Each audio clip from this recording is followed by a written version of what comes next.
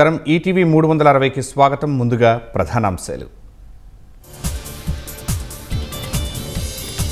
Bharat America మధ్య మధ్యంతర వాణిజ్య ఒప్పందం ఖరారు. తక్షణమే పన్నులు 18% తగ్గింపు. ముసాయిదా విడుదల చేసిన శ్వేతసౌధం.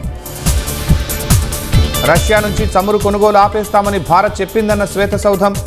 అమెరికా ఇంధన ఉత్పత్తులను స్వీకరించేందుకు ఒప్పుకుందని ప్రకటన. యుఎస్తో ఒప్పందం భారత ఎగుమతిదారులకు వరమన్న కేంద్రం. 30 ట్రిలియన్ల మేర మార్కెట్కు ద్వారాలు తెరుచుకుంటాయని పీయూష్ గోయల్ వెల్లడి. అమరావతి వేదికగా సరికొత్త సాంకేతిక విప్లవానికి శ్రీకారం. క్వాంటమ్ వ్యాలీకి నేడే శంకుస్థాపన.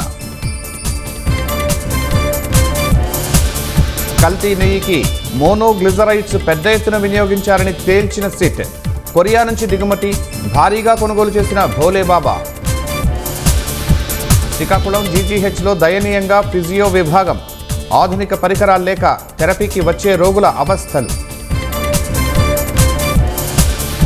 మహారాష్ట్రలో ఎదురుకాల్పుల్లో 7 మావోయిస్టులు మృతి. Gadchiroli divisional committee incharge Prabhakar హతం. T20 ప్రపంచ కప్నకు సర్వం సిద్ధం. వాంఖడే వేదికగా యుఎస్ఏతో తలపడనున్న భారత్.